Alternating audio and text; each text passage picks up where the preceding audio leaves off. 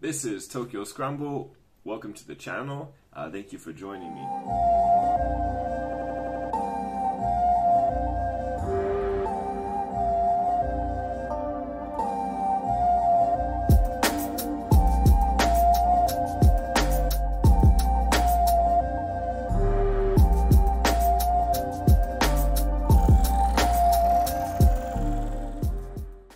Japanese it's kind of easy. It's easy to self-study. You can do it on your own. And there's actually a historical precedent for that. So let's get into a little bit of the history. In Japan, in ancient times, the turn of the millennium, the BC, the Jomon area, the Yayoi period, there is no formalized writing system in Japan. There actually is no standardized language either. We don't even know what Japanese at that time would have sounded like. Although there are a lot of guesses, it would have sounded something closer to the type of Japanese you hear in Okinawa, as opposed to what you would hear on Honshu, the main island now. Now, it's not until we get into what was known as the Asuka period, which is around like 400, 500 BC, that we started seeing a significant influx of Chinese merchants and scholars and, bringing Buddhism and other cultural ideas over from the mainland of China to Japan. As time went on and there was more interactions between these scholars, these emissaries from China and the Japanese, there were more formalized attempts at creating a writing system that borrowed from the Chinese, that basically borrowed their characters. Now, if you know anything about Chinese or Japanese, you know that these two languages have nothing in common. So it was really destined to be a disaster from the beginning. Taking these characters, the Japanese of the time basically had two options on how to use them. One, they could use them phonetically, where they would just borrow them for their sound. So if it made a sound in Chinese that was similar to something, sound you might find in Japanese, they would use it for its sound, with absolutely no regard for the meaning of the character itself. The other option that they had was to take a character and use it for its meaning, but instead of using the Chinese pronunciation of the character, they would just take the native Japanese word and attribute it to that character. And this is the gist and the basic way that the two different readings of the kanji was born. You have your onyomi, which comes from the Chinese reading, and your kunyomi, which comes from the Japanese reading. Just to give you a quick example, we can take a very simple kanji, something like mountain. It's something like mountain. This is like, and its Chinese reading, its onyomi, would sound like this, san. And the same kanji could also have a Japanese reading, a kunyomi, and it would sound like yama. Now, all kanji in Japanese have different types of reading. And interestingly, a lot of the kanji will have multiple Chinese readings because the kanji, was coming over from Japan with different scholars, different emissaries during different periods, different dynasties in China. And depending on the dynasty or the time period that the kanji came over to Japan, a lot of the pronunciations of the kanji were different depending on which ruler was in power, which dialect was prevalent at the time. So if you open up a Japanese dictionary, you will notice several different readings often, Chinese readings inside the dictionary. And that's why. Now, basically, no one has time to remember all of these Chinese characters. There's no formalized education system in feudal Japan. The only people who really had access to kanji, to this level of education, were the ultra-rich, like the aristocrats, or the Buddhist monks, the religious leadership. There was, however, one group of people that had the requisite time to learn all this stuff, and they also had the interest in it. However, it was the aristocratic women, it was the ladies of the court that had the time and the exposure to these things. However, it wasn't really smiled upon to have women studying these type of things. But what did happen is they ended up inventing something that we all know now today as hiragana. But before we get into hiragana, we have to explain that there was something called manyogana before that.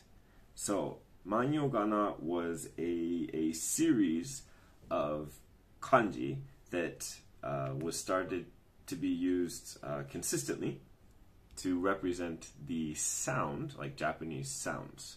And it basically became like an alphabet of Chinese characters that were used exclusively to represent different Chinese sounds. So, just to give you a quick example of what one of those might look like, we'll take the Chinese character that you guys might know as a or an, like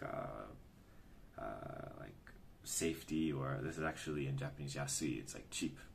But we'll take a, and in manyogana, they would use this kanji to represent the sound a. Now, if you're writing quickly, this script might end up looking something like this. It's starting to look a little bit familiar, yeah? And when court women took this over and decided to make a kind of cursive out of it, basically it started looking something more like this. And that is the hiragana a. So the Japanese alphabet all kind of evolved from kanji and kind of evolved into this shorthand, this cursive shorthand, which became hiragana. At the time, hiragana was seen as women's writing and not really like a high-class thing. But from hiragana, we started seeing some of the first literature, famous stories such as the tale of Genji. And yeah, we have rich court ladies to thank for that. Closer to the beginning of this video, I made a statement that said that Japanese is essentially a language that's almost designed to be self-studied. And the reason that is because of hiragana. In Japanese, as you're studying and even as children are learning in schools, the majority of books that are aimed at younger children will have what we call furigana written above the kanji.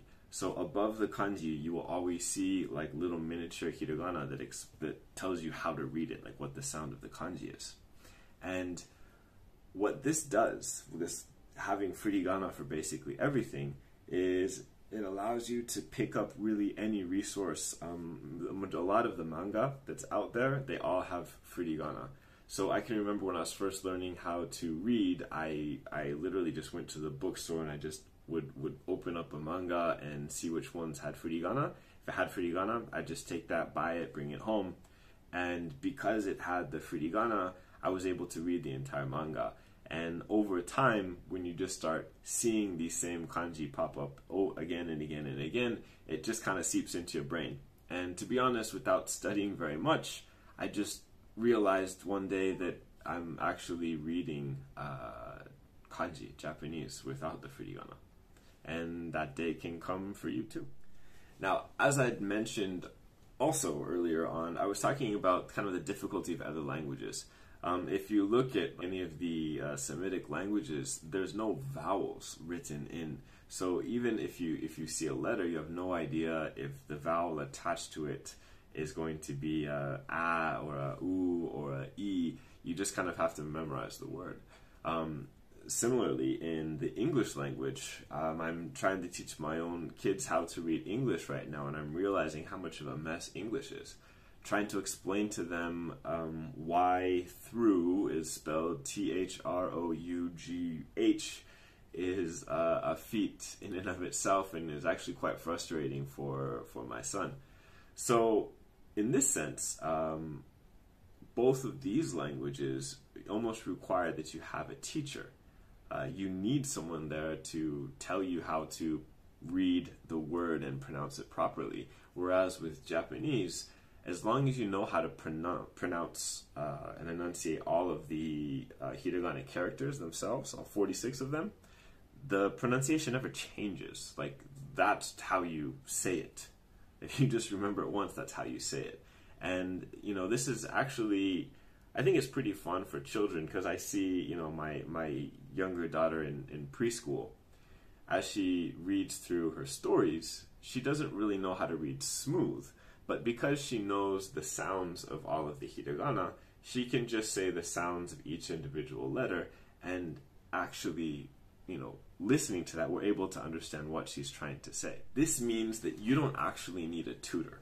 All you have to do is choose any random video on YouTube that will teach you how to write and read and pronounce all of the hiragana characters correctly, and then basically you're ready to self-study yourself to fluency.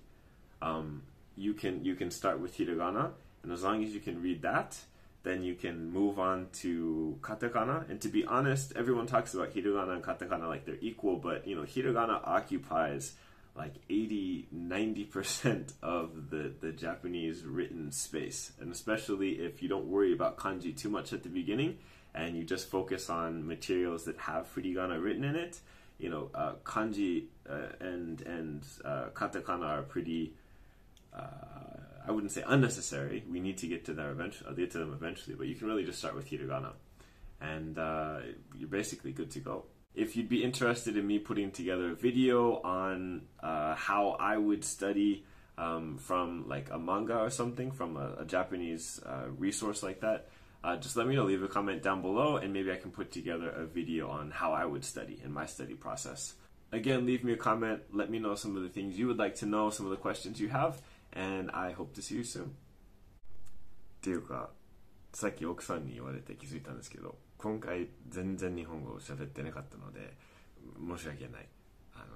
次のビデオ I will speak more Japanese。では。